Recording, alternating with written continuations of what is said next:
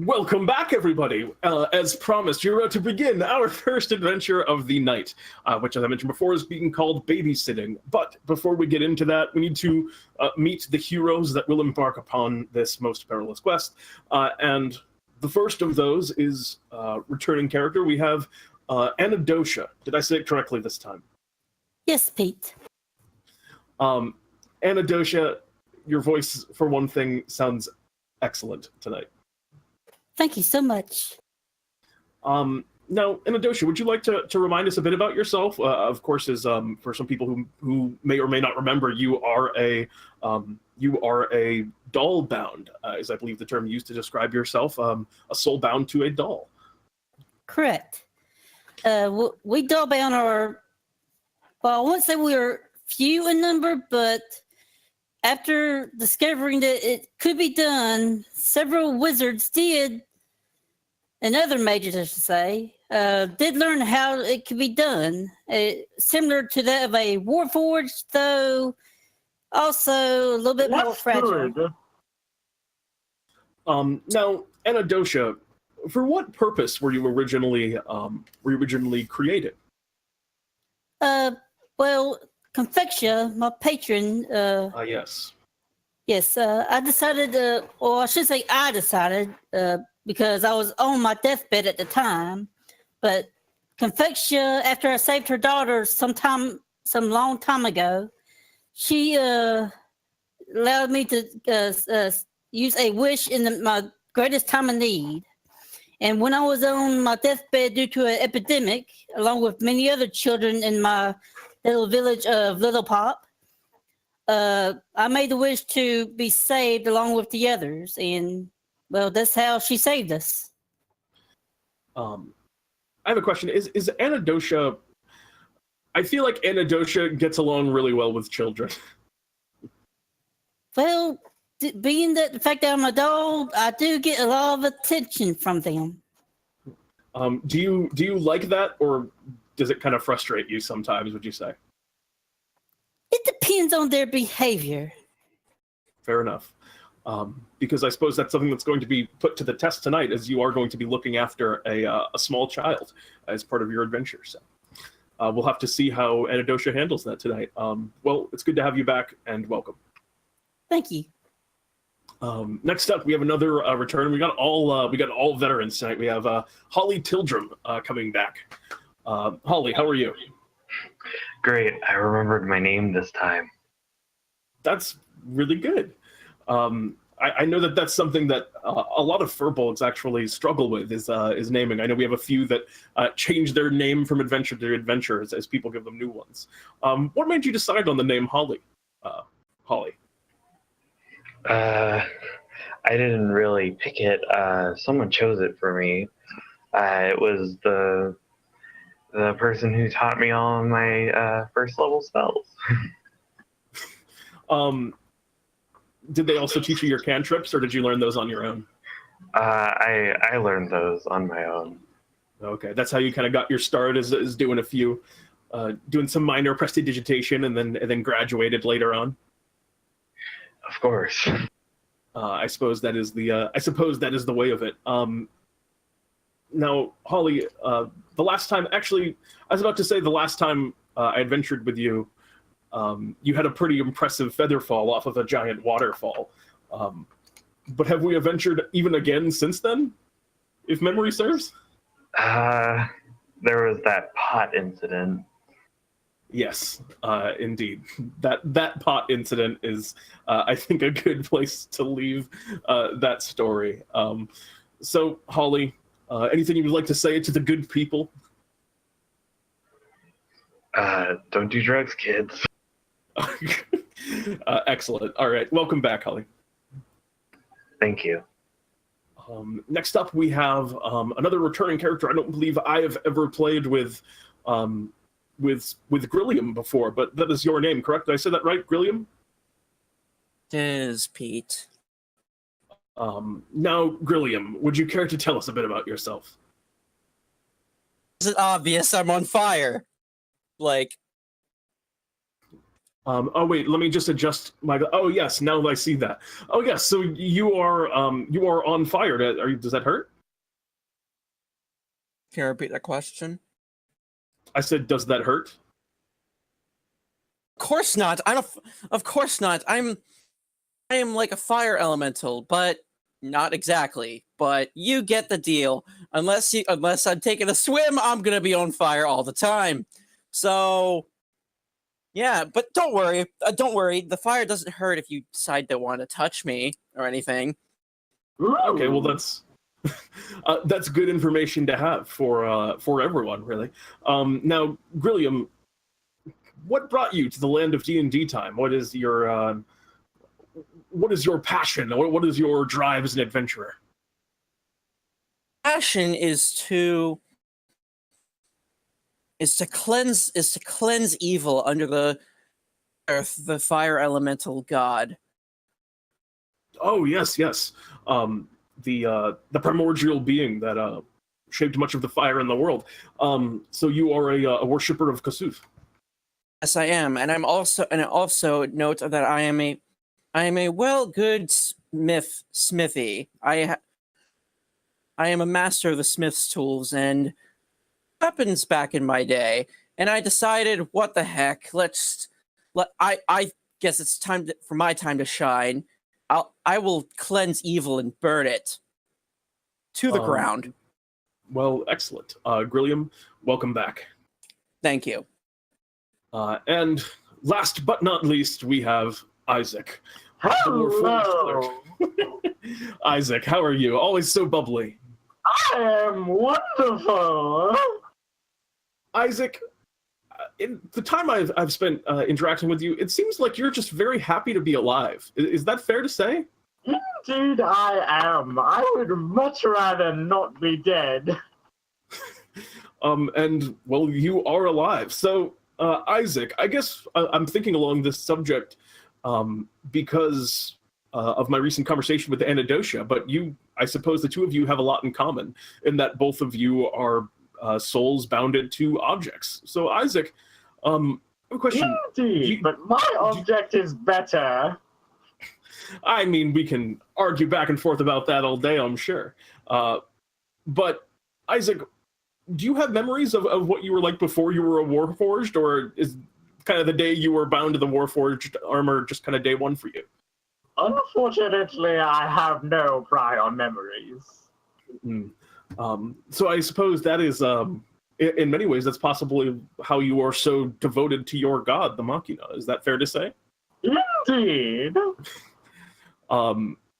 And Isaac, do you have anything else that you wish to let the world know about yourself before we begin? I don't believe I do. Fair enough. Well, then we will see it in time and through your actions. Very good. So let us begin proper.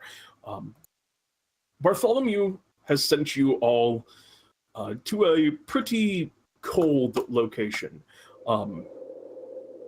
Where you begin, you are standing on an endless kind of white field, which to an outsider's perspective might look like a snow field, but you know, because you were teleported here by Bartholomew, you are walking along a path among the clouds, and in the distance, you can see a great castle rising out of the clouds in the sky, the home of a particular giant by the name of Drundir, who apparently has a pretty important task for you.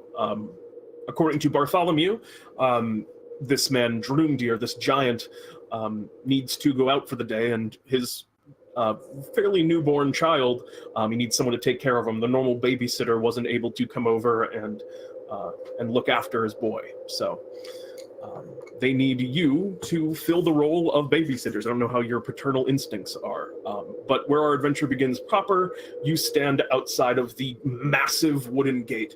The actual height of the door, it appears to be about 25 feet tall, looming above you. There's a big brass knocker on each of the sides of the double door, but those are about those are about 15 feet up, a little bit too high to grab onto. There's also a thick rope that leads up to a bell that hangs above the door. That is where you begin. Thick, you say? I find it disappointing that I was sent to this task. I don't know how well I fare with children. How old is this child? You will have to ask. You'll have to ask once you go in. And I shall. Can I ring the bell? All right, go ahead and make me a strength check. Nice. Yeah, you pull on the bell, and it's like huge and iron, and even with like kind of the distance, it's difficult to get the thing to move. But slowly, you just kind of get a. It reverberates throughout the area, and eventually, you can hear heavy footfalls coming from within the castle, and the door sort of opens up all of a sudden, pretty wide. Where are you all standing? Are you guys like right up next to the door? Did you give it kind of a bit of a berth? I'm pretty sure I'm standing at least 15 feet or so behind the group because I'm very nervous at this point. I was standing further back admiring the snow. In that case, it might just be... I'm just going to be next to the door waiting to greet the guy because I show no fear. I'm a man of fire. All right, in that case, I need you to make me a dexterity saving throw, and I also need Holly to make me a dex save. Oh, Holly. Oh, geez. All right, both of you take 4 points of bludgeoning damage as the massive door swings open surprisingly quickly. And you both are just kind of like knocked to the side. You land in the clouds over to the side, side of the building. And you find yourself kind of sink into them a little bit, but they buoy you up. You don't like fall through to the ground. The clouds here are denser. You are a little bit wet when you kind of stand. And the giant looks out and just kind of says, "Oh, hello, welcome. You must be the babysitters I called." Indeed. Please come in. I was told there were 4 of you, but stands only 2. It appears I'm gonna get up from the clouds, kind of soaking wet and a little irritated before my flames get you're turned again. The flames on your body have been dampened a little bit, like they're giving off some smoke and steam. I just get up and grumble a little bit, but I'm okay. Oh, there you are! Delightful! Please step in. Step in! I would step in as he asks. I just want to say this. Careful with the door next time. Ouch. Oh, did I fall behind the strike rest you? of the group. He kind of leans down, and this individual stands about 25 feet tall, kind of grayish skin, blue hair that kind of almost floats around his head like wisps of cloud itself. And, you know, he kind of, like I said, this kind of bluish, deep gray skin. He leans down very close to you. I'm very sorry if I hurt you. That was very much unintentional. Were you okay? Are you my cousin? Though the wetness of the clouds sort of makes me get in a bad mood. Well, he kind of at this point grows kind of grave, and he goes, "Well, I'll need you to turn that around. I can't have any of your negative energy impacting my little Groon." Perhaps we could discuss the machina to Of course, I spirit. promise not to harm your child. I can I'm promise. not worried about you harming him. Oh no, I just don't want you to I meant scare him mentally. or make him unhappy. Oh, that, yes, I don't want you to harm him mentally. Now, and no, I don't believe I'm your cousin. Why would you think this? Because I'm a giant too. Oh, well, you're sort of a small giant. Giant still. Don't misidentify me, please. Well, fair enough. I'm sorry. It's just us big giants. Well, sometimes we get annoyed when I'm not going to go down this road. And he starts kind of walking. And he kind of starts walking into the house, gesturing for you to follow. It appears we have annoyed him. Oh no, I'm fine. I'm actually in a very good mood. You see, today is the opera. It's very rare that I'm able to attend the opera, indeed, in Central City.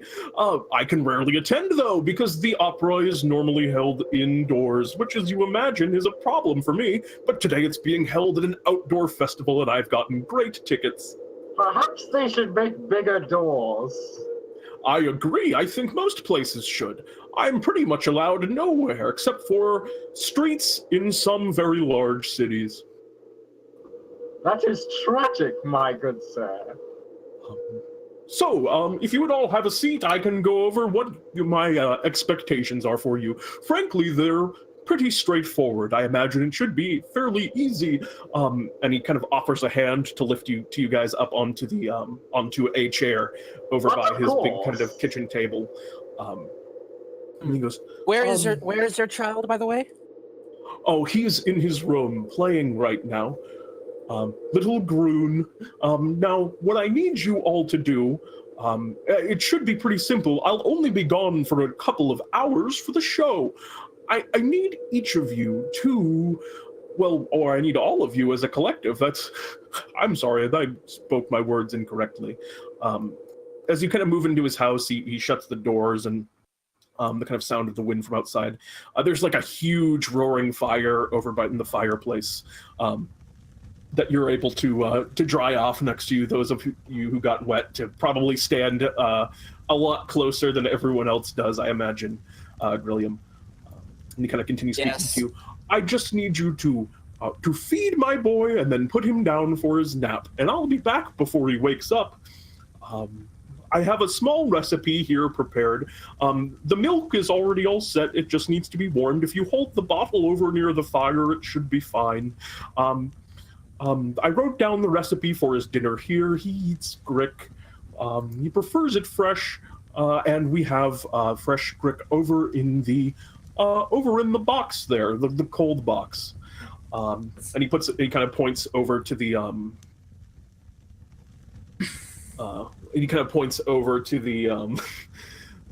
the box over on the side of the room, and you can see there's kind of some magic runes on it that seem to be keeping it very cold. So he continues, and then you just need to put him in his crib and get him to sleep. If you turn on if you have him in his crib and you turn on the mobile above his bed, it'll usually send him out like a light. So it should be pretty straightforward. So just make him his lunch and put him to bed. That should be fine, yes? It shall. It sounds easy enough. Do you have any questions for me then? How old is your child? Oh, he's very young. Well, Too young right to now, learn the blessings of the Machina, then. yes. Please don't evangelize my little boy. Isaac would frown. Okay. No spreading your religion to the poor child. And he just kind of looks over. Very good. So you had asked how old my boy was. At this point, he's 10 months. 10 months? How large is he? He's normal. For a giant? Yes. And he kind of puts a hand on the ground, and he looks like he's about a little bit taller than you. Is kind of where he puts his hand out. This will be interesting, I will say that. Yes. Yes, well, if you've no more questions, then I'm actually running a little bit behind, and I would like to get straight to the opera. Enjoy the opera, good sir. And please help yourselves to anything in my refrigerator, my cold box, or in my pantry, or anything that you would like while you're here. Fair enough. All right, and if you have nothing else, he turns and kind of hops out, and the run of the giant's house is yours. He kind of had shown you where little Grun was sleeping. He showed you the room, although you haven't gone into it yet. For the time being, Isaac would explore. All right, go ahead and make an investigation check.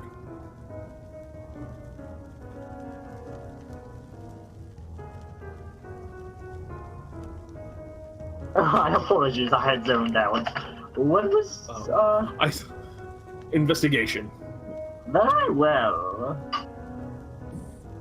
9. All right. Yeah, you kind of walk around some of the various rooms. This place that you kind of entered seemed to be there's a bit of a hall that he walked you down, and then you moved into a side kind of kitchen, which is where you are now. That table was, and there's the big kind of cold box that he already showed you. You duck out and kind of move down the hallway, and you can see the room. The door is just kind of cracked open a little bit, but because of the size of it, it's pretty easy for you to slip through. You just kind of have to angle your body a little bit, and you can see little Grun kind of at play. He's this very big, very wide. He looks like he probably weighs as much as all of you together, despite being so young. Oh, my music got cut out. That's strange. Oh dear. Do you guys still hear music? Indeed. Yes. I can hear you. Oh, I wonder why that happened. Yeah, so, Can I be You see curious the- about the music playing? Yeah, you look around. There's just kind of a big player piano that seems to be just looping. Yeah, and you go into some of the other rooms. There are miscellaneous sitting rooms that you kind of see. There's just like I said, a room with like a really huge piano, and you also see a really massive violin kind of sitting on a stand. There's a library with huge textbooks. It just seems to be just kind of a regular house, just everything scaled up to fit that of the giants. Perhaps we should go play the piano. What about? Yeah. I thought we were going to cook the recipe for the baby. Hmm. We could split up. We could. As y'all are a little bit taller than I think I'll go check on this little Brune. Perhaps you should distract him while we go make food and play the piano. All right. Sure. I'll stay with Anadolita. Okay. So When I go to see little Brune, I like to try to sneak in there very carefully, not to disturb him. all right. Go ahead and make me a stealth check. Those of you who are going into the room with little Brune.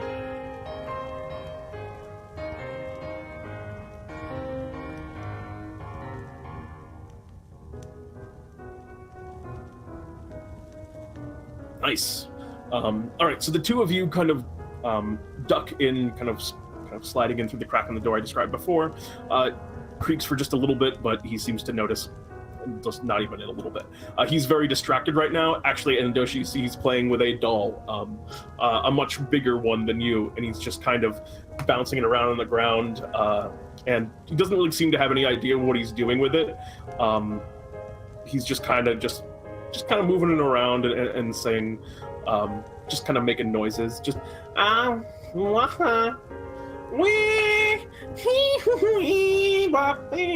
and just kind of like humming a tuneless melody almost to himself as he's there, just kind of like smashing around the doll.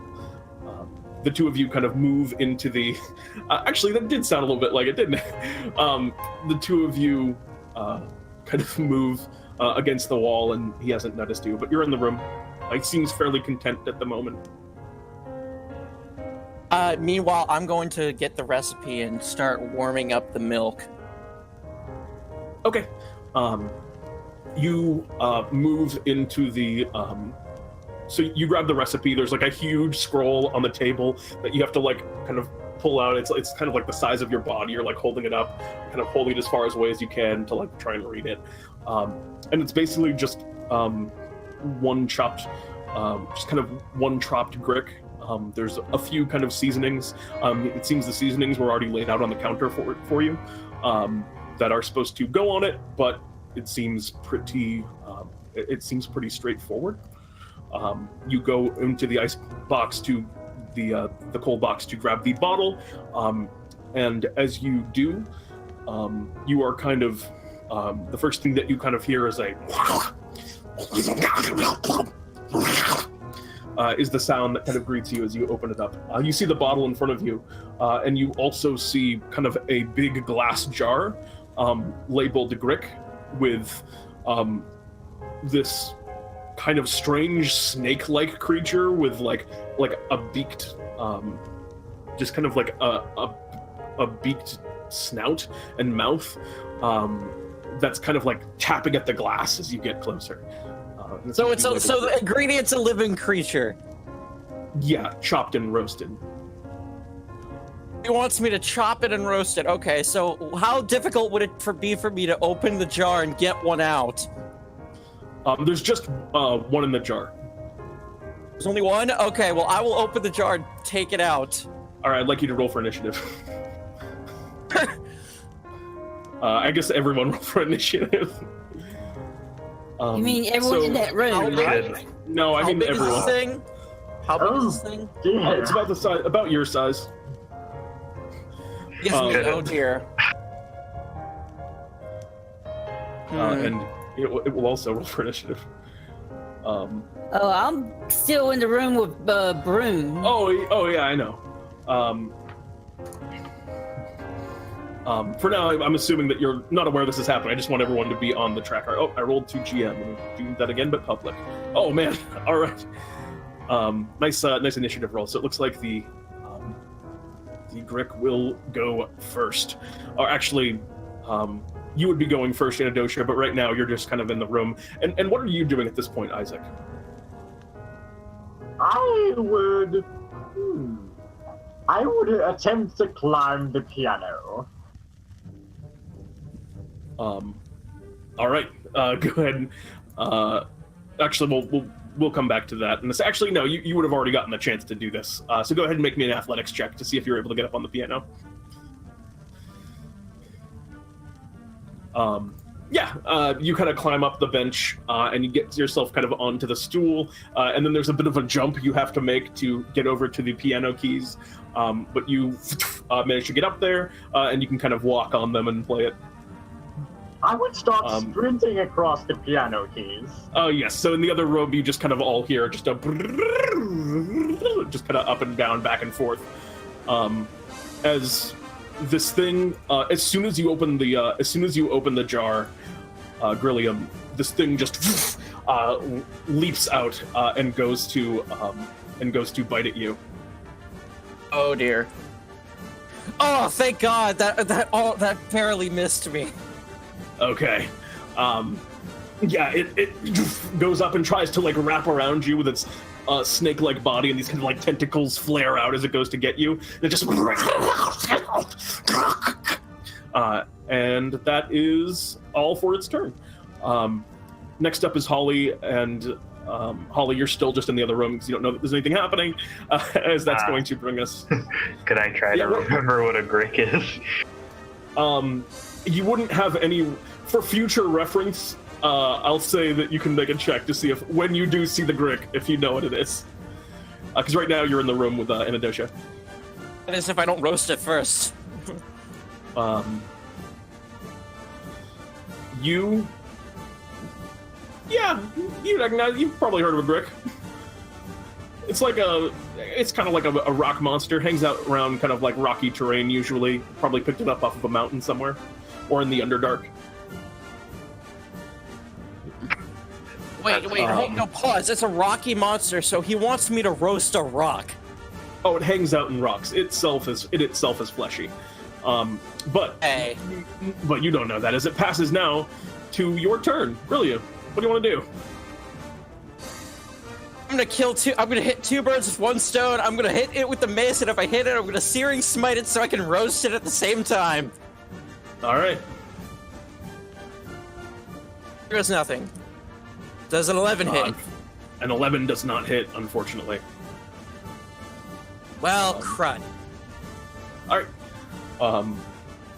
And that is going to bring us to Isaac. You're running on the piano up and down. May I attempt a 360 no scope the grip? So you're gonna you're kind of in like a different room, so you're gonna have to use like a turn to like run into the area. And at this point, at the end of this initiative, I will say that all of you have kind of like heard the commotion that is going on over by where Grilliam is. Since Grilliam has taken action now, and so is the Brick. But yeah, you'll have to like leave the room with the piano and get back into the kitchen, which is going to take you around. Then I shall. All right, so you take your turn, kind of. If you want to, it'll take you longer because you're up on the piano. You have to like climb back down it. You can just jump down if you want, but you might take a little bit of damage. You want to go for it? I would attempt to climb down. Okay. I will say climbing down is trivial. It'll just take you. If you choose to climb down, it'll just take you a little bit longer to get to the fray. So you can climb down for free, I'll say here. Very well. Okay. In that case, that's going to bring us back to the top of initiative. Anadolita, you can hear commotion from the other room, and you watch as also little Groon kind of, as he hears the sounds outside, he hears the kind of the swinging, the clash of the mace against stone, and he's kind of been playing intently, just kind of, and then he kind of puts down the doll and just kind of like looks curiously over towards the door. What do you want to do? Well, I like to prevent harm to the child, but at the same time, I want to make sure the others are safe. This is a tough decision. But I'm gonna hopefully quickly and if possible, without getting caught, try to go through the crack in the door and see about the rest about the others. While trying to be alert of Brune as well. All right, you want to position yourself like right in the crack then, because you wouldn't be able to see him, and there, like you'd be in kind of a weird spot. Yes. Okay, so you'll kind of move and get yourself in the door. As you move out into the hallway, you can see this kind of strange mix between like a giant worm and a snake that currently Grilliam is doing battle with. About how far are they from me? A pretty good distance. They're about 120 feet or so. Just because of the sheer scope of the inside of this house. Then in that case, I will just attempt to launch a crossbow bolt at the Grick. All right, go ahead and make an attack roll with disadvantage. Ooh, disadvantage. I assume that's in the long range, yes? Yeah, 80 through 20. A 13 unfortunately misses as the crossbow bolt flies across. It comes very close, and at the last minute, right as it's about to strike, the kind of Grick rotates and it just kind of flecks off the side of the creature. Is that all for your turn then? Yes. In that case, it's going to be the Grick next, which is going to continue trying to attack you. Does a 19 hit? Oh, come on! That hurts! It's rolling well. Are you still up? A little help would be appreciated, guys! You take 14 points of slashing damage, but as it hits you, the tentacles kind of wrap around you. And then, because the tentacles wrapped around you, the beak also comes after you. But 11 misses, so you're fine. But yeah, you take 14 points of slashing damage as these tentacles kind of lash out at you and strike you. How are you doing? You're still standing, huh? Standing, but I could really use some help. Why did he have to make this difficult? All right, that's going to bring us next in the initiative to Holly. You're also now kind of aware of the commotion. You see Grun, a little Grun in front of you. What do you want to do? How's Grun doing? He's looking kind of confused now. He was he was just kind of in his zone before, just playing. Now that there's this weird commotion, he's kind of looking a little bit apprehensive. Can I try to distract him with prestidigitation? Yeah, go ahead. Go ahead and make me a spellcasting check.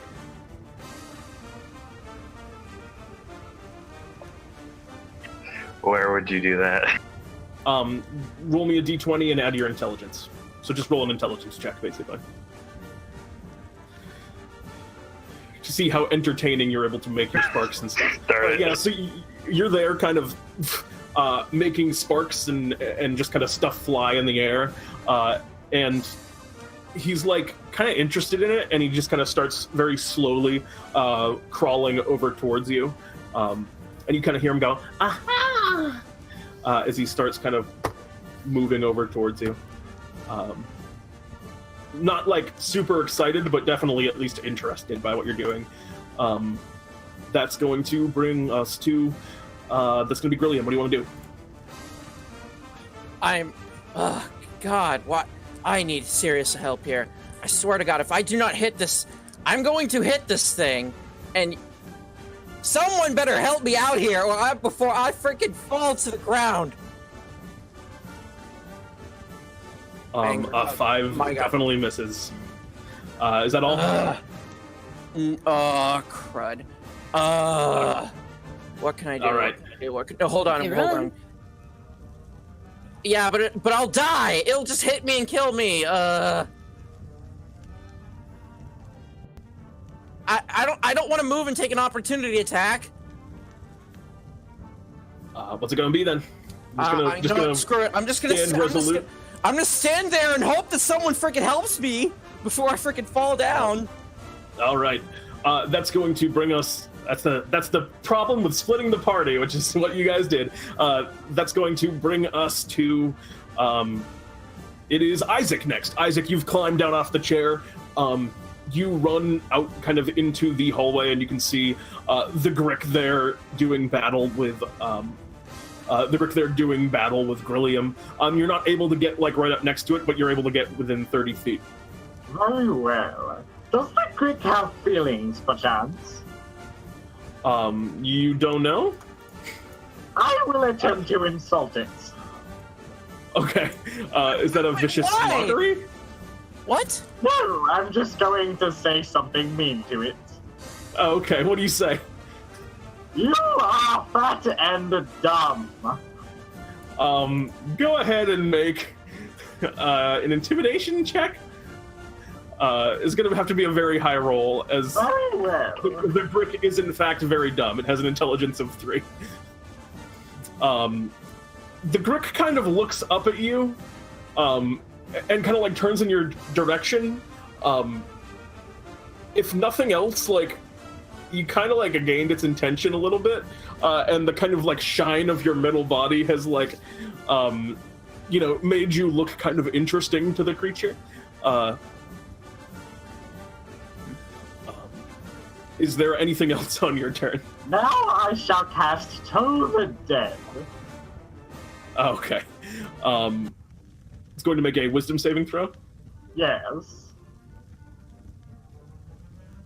Gotta roll with it, but you're supposed to make you need to roll it. No, it's a wisdom saving throw. He's got it. So what's your spell save DC? Let me see. Oh dear, it's a 12. So in that case, the Grick succeeds as you toll the dead and insult him. The Grick is unaffected by your sounds of both kinds. I'm gonna look at Isaac really angry, really, this is the best thing you could do right now. I suppose I will cast Healing Word upon him. You can't. Oh, that's nice of you. Bonus action. On you? Why? Okay. No, on Grilliam. Grilliam, yes. Nice. What's the roll? You have to roll 1d4 plus it's going to be your a spellcasting. D4 plus your spellcasting modifier. I spellcasting attack bonus, or I'm sorry. Not the bonus, but just the modifier. So I can tell you right now what it'll be for you by looking at your sheet. For you, that's going to be +2. So 1d4 plus 2. 6. Oh, nice. Perfect. You gain 6 points of healing back. As it now goes back to the top of the initiative. That's going to be Anadolita. What do you want to do? You're still in the doorway, kind of watching. You see that Holly's kind of distracting little Grun, with partial success. Very well, then I will join the others, and as I head towards them, I will first and foremost cast Shield Touch towards the Grick. All right. You kind of run over. Go ahead and make me an attack roll. An 11 unfortunately misses. A lot of low rolls, unfortunately. What is it with these rolls? We're never gonna win. We'll have to see. Anything else on your turn, Anadolita? Let's see, I believe I'm gonna do one more thing, which will be a bonus action, as far as I can tell. I will attempt to use Hex upon the Grick. All right, that absolutely happens. What save do you want to give them disadvantage on?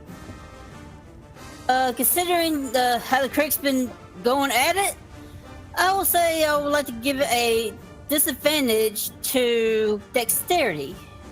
Dexterity, and it is. All right, so the Grick you watch as kind of that kind of mark visible only to you appears over the Grick, and its moves become to grow a little bit sloppier as it passes now to the Grick's turn, which, you being the target in range, was going to continue to attempt to attack you, Grilliam.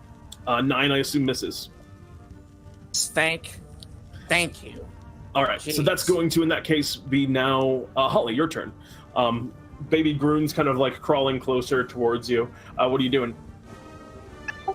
Is it close enough to cast sleep? Yeah, absolutely.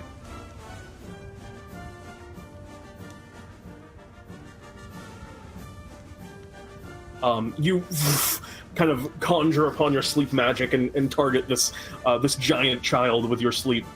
That is not enough. This is a big baby, and apparently it has more than 25 hit points. Here. And the baby, as you kind of make the powder, or like the spell kind of appears around it, you see them kind of just like, their eyes kind of like grow drowsy for a second, and then they just kind of like, they kind of do like a cute little sneeze, and then wake up, and then kind of keep crawling towards you. Are you going to do anything else? Can I move to like look at through the door at what's going on? Yeah, you can move up to the door frame if you want. Okay, I just want to see. Yeah, you see what's happening over there. All right. Grun kind of uses his turn to get up right next to you.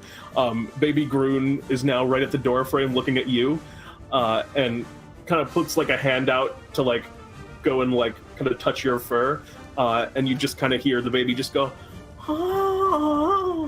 as he kind of starts petting your fur. Holly isn't too happy, but he allows it. Okay. In that case, that's going to now be Grilliam. What do you want to do? So, potential on a deck save, right? Yeah. I don't want to risk it, but third time's the charm. Third time's the freaking charm. I swear to God, not. I swear to God, this is making me mad right now. Like, this is... All right. Any bonus action or anything else on your turn? This sucks so much. I don't have a bonus action. All right, that's going to bring us to. Sometimes the rules aren't with you, man. Were you just singing? Was I just singing? Yes. That's going to bring us to you, Isaac. What do you want to do? I would take a bottle of olive oil out of my pocket, dump it on my mace, and charge the Grick, you said? The Grick. Go for it. I would hit it with my generic mace of death. Blessings of the Machina! All right, go ahead and make an attack roll. Hey, there we go. You hit. Go ahead and roll damage on that. 4 points of bludgeoning damage. Your generic mace swings up, striking the Grick. The Grick gets hit and kind of clatters down the side. Still got a lot of gas in him, but May I roll religion to see if the blessings of the Machina do anything?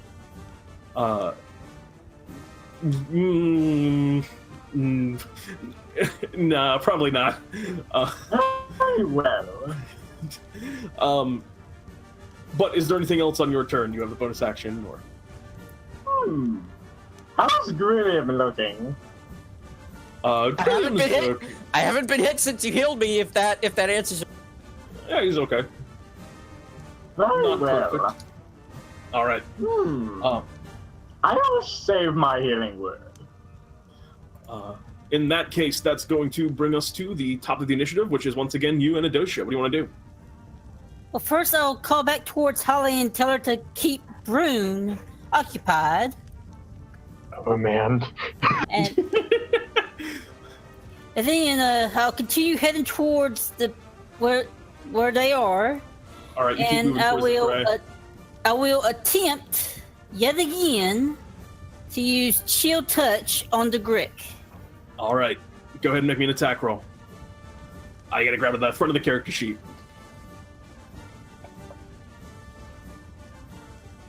Uh, 16 hits. Go ahead and roll damage. Roll. No, you well, click the chill touch. Yep, you clicked the word chill touch where it appeared in chat. So you do that. 2 points of necrotic damage as your kind of spectral hand appears over the Grick. Actually, that is more than that. Oh The yes, hex. of course. You have your hex. Go ahead and roll that damage as well. 1d6. All right, 5 points.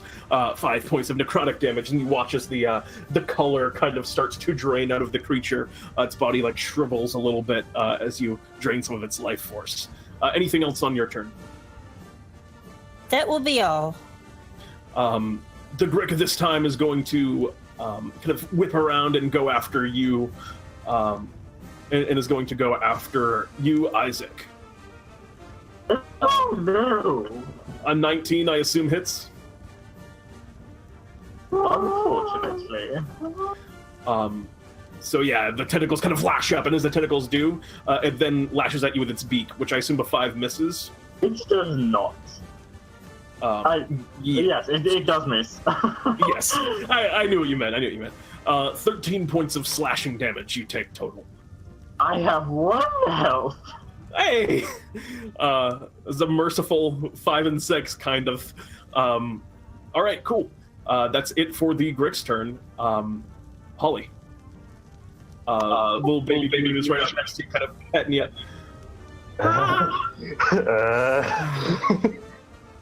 Holly's gonna lead him away from the door so he doesn't see what's going on. Oh, you're gonna move away from him? No, I'm gonna hold his massive hand, and we're gonna walk back a little bit. Okay, go ahead and make me a charisma check to see if you're able to kind of. Or I'll call this persuasion, to see if you're able to kind of gently convince him to go along with you. Yeah, he kind of takes your hand and follows you, kind of entranced by this big kind of furry, this kind of like furry cousin of his. As you start kind of leading him away from the door. It's very entertained at the moment. That is,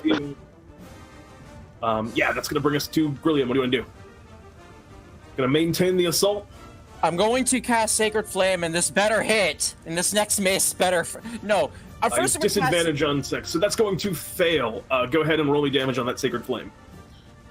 Sacred Flame, Searing Smite is what I said. I said Searing Smite. Oh, Searing Smite. You already casted Searing Smite a while ago. It's still on your sword. It's still on my mace. Never mind. Never mind. Then since this better hit is all I'm gonna say. Actually, no. I'm gonna make this a +1 with the Forge, so I can actually try to hit this thing, as it's really irritating me. So my mace is now a +1 mace. Okay. So go ahead and make an attack, and we'll just add the one after. This, unfortunately, an 8 misses. Can I portent that for him? Yeah, what are you portenting to? 14. Okay. The attack does hit automatically, thanks to Holly's portent. First, I'm going to roll mace damage, then I'm going to roll a 1d6 for Searing Smite damage. Great. You hit for 3 bludgeoning damage with your mace, and lit on fire, so on its next turn it has to make a con save or it takes 1d6 more fire damage. All right, takes 9 points of damage as you kind of smash into it with the mace, and you watch as kind of it sears a little bit. Some smoke comes off of it. The Greg. That is going to be your turn, Isaac. What do you want to do? I'm curious. Can Grilliam take fire damage? I'm resistant to it. I'm resistant to it. He's better against it. Well, if this fails, do not be mad at me, please. Oh dear, what are you doing? You can angle it. You can angle it in a way that it doesn't hit Grilliam. I shall then. Very good. It's going to make a dexterity saving throw, which it has disadvantage on. So a 10, which fails. Go ahead and roll damage on that. Roll 3d6. 9. 9 points of fire damage. You watch as the Grick... the fire kind of envelops around, kind of coursing around the Grick's body, and eventually... after kind of a few moments of it kind of writhing on the ground, the Grick falls still, and it's also pretty perfectly cooked. You just gotta slice it up. It's dead already. Thank you. Yep, you got him. Now it must be sliced. Not Does a anyone lot have something sharp? Yes, there are utensils around. All of you can kind of go about the task of preparing the meal from this point. It's just kind of trivial work for you guys to slice up the Grick into kind of nice, kind of making nice little rings of Grick flesh. Who would like to do like the most of the cooking? Anyone want to make me a survival check to see how well you end up finishing preparing this Grick and getting the milk ready and everything? Actually, I'm gonna do something interesting. I'm going to cooking. I'm going to be using my channel divinity to create an object made out of metal, which will take about an hour since we have a couple hours. So, I'm going to create a somewhat large mace toy for the child. All right, you begin. All right, you begin making a giant mace for this giant baby. I shall pour the blessings of the Machina upon this Grick. You pour. You douse this. You douse this Grick in the blessings of the Machina, the oil, which actually, as you're kind of searing it up, getting a few places that you couldn't quite get with the burning hands, it also aids the cooking quite a bit as it's olive oil. I guess I'm distracting the baby. Yes, and that was the next thing I was going to say. Go ahead and make me another persuasion check to see how you're able to do continuing to kind of guide the baby around. Oh, jeez. I was going to say I was going to head back to Brune and Holly, see how they were doing. Yeah, as you kind of walk in the room, Anadolita, you see that right now,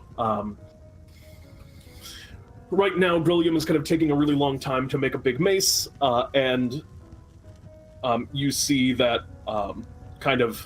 Isaac's kind of taking the lead on the cooking, using his blessings of the machina to fry up some grick, and that will be done soon. Right as you enter into the room,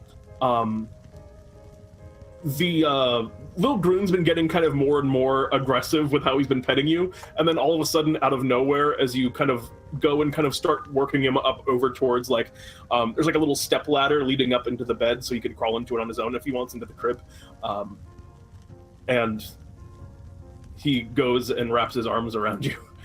Does a 16 hit? Can I make that an 8? Yes, you can. Right as you kind of remembered this point when he wrapped his arms out and went to grab onto you, and right as he does, you kind of duck underneath it, and he just kind of, and he just kind of is now just kind of grasping out towards you and kind of crawling towards you, and he seems to be kind of upset that he's not getting what he wants now, which was to hug and love you. And he's crawling. Can I be more not graspy huggy thing, just hug him myself? Oh, you just want to go up and give him a hug? Yeah, but I don't want to be squished. I mean, go ahead and make a persuasion check if you want to, or if you have some other way to convince him to do that, then you may try that instead. So I just gotta make the decision.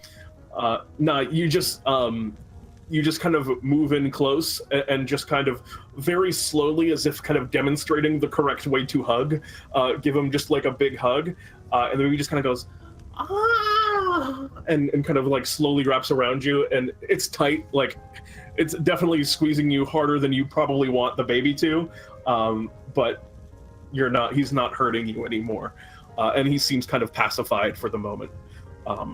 But you also hear his kind of stomach rumbling a bit. Holly realize how scary this is. So I need you to make me, Isaac, a survival check to see how well you're able to cook up this meal. Very well. Do I get a modifier due to my blessings? I'll give you advantage on the roll, thanks to both your blessings and everyone else's kind of help in getting everything ready. And 15, pretty good. Yeah, it comes out decent. You're actually pretty satisfied with it as it finishes up. And it takes a while, and for the time, Holly and Anadolita, between the two of them, kind of have a little Groon under control as you get the food onto just a gigantic plate and kind of drag it over to the room. And you finish up your giant kind of mace toy that you're working on. You kind of make it such that it's this big giant steel thing, but you also animate little kind of steel spheres inside, so it rattles. It's a giant rattle that's shaped like a mace. Yeah. And you kind of get it into the room, and you place the food in front of little Groon, and he goes and kind of starts just kind of chowing down, just once the plate's kind of put in front of him, he eats that entire medium-sized creature pretty quickly, and then kind of goes and drinks the entire huge bottle of milk that you had heated up, and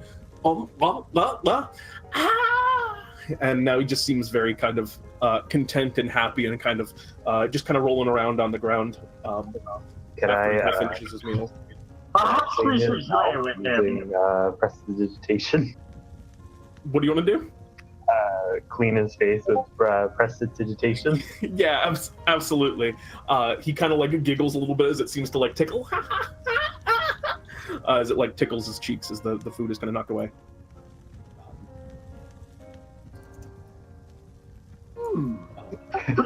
To entertain the baby. The baby seems pretty entertained. That was actually the time to put him down for his nap. Very well. I guess I'll give him the toy later.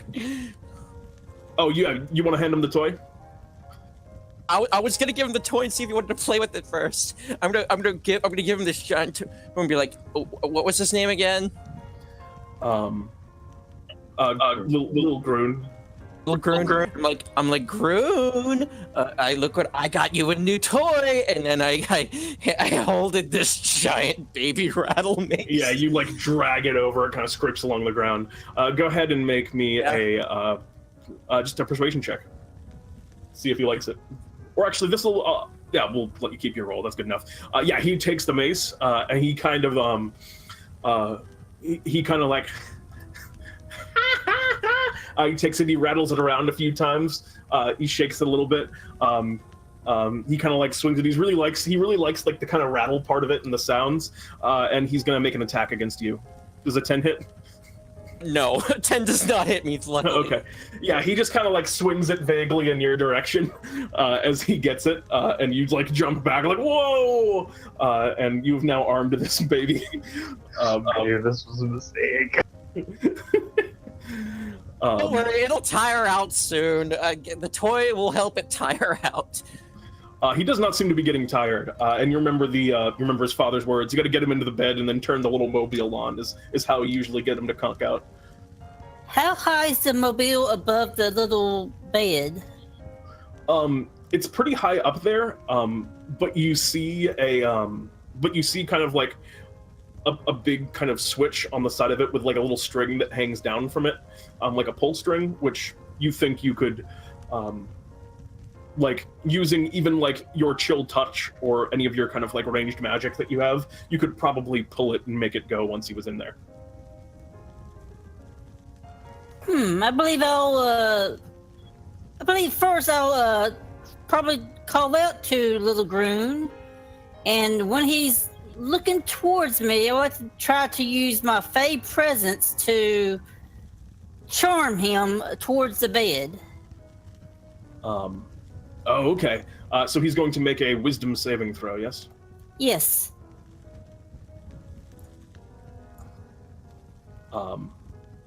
He rolled a 21. That is sorry, one smart baby. I rolled that privately. Yeah, I mean, babies are really smart. They just don't have a lot of knowledge yet.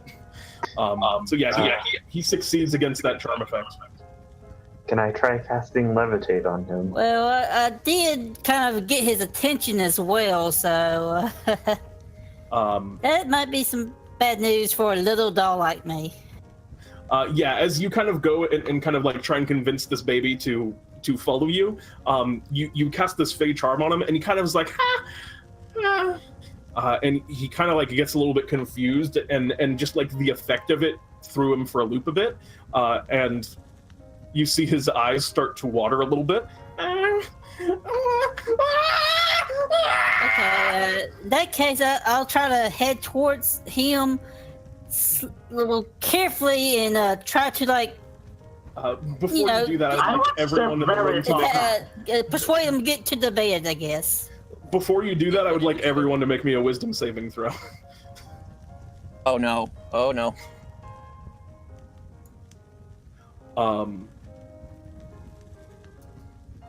Everyone but Holly takes half damage from this. As you all take.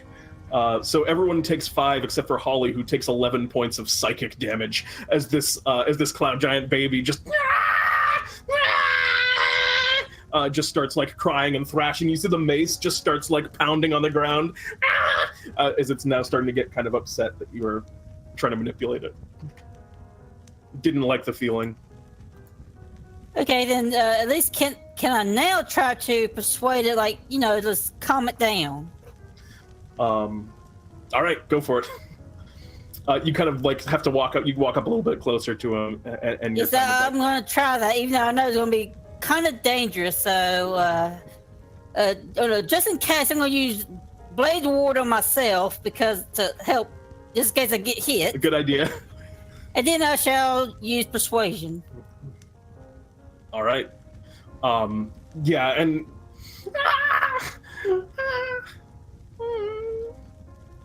Kind of calms down, kind of there. Come on. Falls back down to neutral, and he kind of like holds out his hand towards you.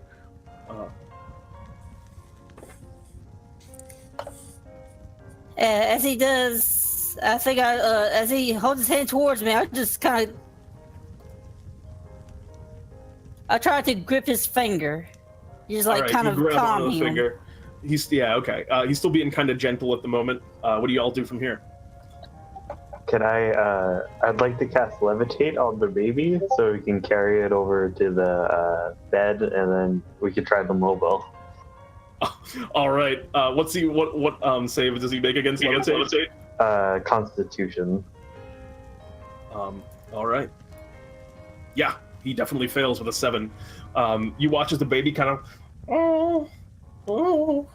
is now just kind of like floating in the air and is kind of like actually seems surprisingly okay with it. Now I ask everyone to help me push the baby gently, very gently. I shall do so. Push the baby. You start pushing the baby, and despite the baby levitating, you realize that the baby isn't like going where you budget, as the baby seems to have casted fly on itself instinctively as a Cloud Giant. As you start pushing it, I need you all to make a contested strength check. Who's going to be leading the charge? Who's the strongest among you? I have a 16 in strength. Definitely not me. All right, so go ahead and make me a strength check with advantage as all of you start kind of pushing the baby up towards the crib as he's like flying in place, kind of leaning against it. Ooh, 18. Oh no! Yeah, the baby's just really putting out a lot of force. It's a strong baby, and he's just kind of flying in place. But he really likes like the new game that he's playing, which is kind of a strange, which is kind of like a strange reverse tug of war, push of war that he's battling you all in. And as he's doing that, he kind of kicks out randomly at one of you. Who's it going to be? It'll be me since I rolled a nat 1. It is going to be actually Anadolita that he kicks. Does an 11 hit? No, it does not. All right, you dodge out of the way of the massive baby foot as it swings up. Do you want to try again to push him in? Yeah. Machina! Oh, he didn't do too good that time. Who's I think it was Isaac that was leading the charge, right? Go for it, Isaac. You have advantage still. 14. 14. All right, yeah. Oh, I mean, with Holly there and everyone, you all just kind of like push the baby, and he kind of rolls up the stairs into the crib, and you kind of end the levitate once he gets in there. And he's still just kind of like flying around a bit, but once he kind of like hits the crib, he just kind of lets himself drop. Once he sees that you guys, the game's kind of over, and now he's just sitting in the crib. Okay. Well, I hope someone will take the charge of getting the mobile going. I'm going to attempt to sing a little lullaby. I shall too. All right, make a performance. Why is this mobile? Because Yes. At this point, I'll say it's given some work, you're able to get the mobile going. Give me one last performance check, the two of you, for your singing.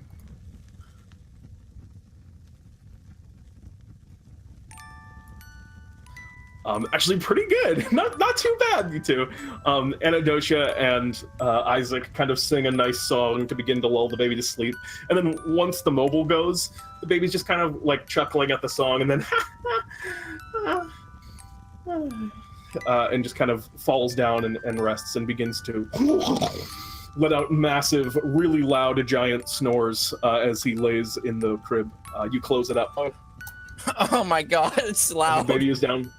And the baby is down for the night. And not long after, you see the father come home. You see Drundir arrive, who says to all of you, "Great job, everybody. You're doing great.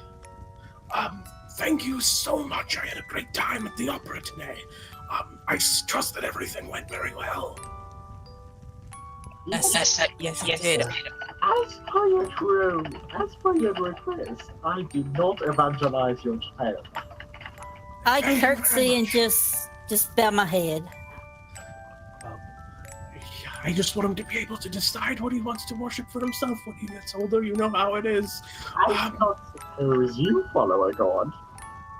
We can talk about that over perhaps lunch I could make for all of you.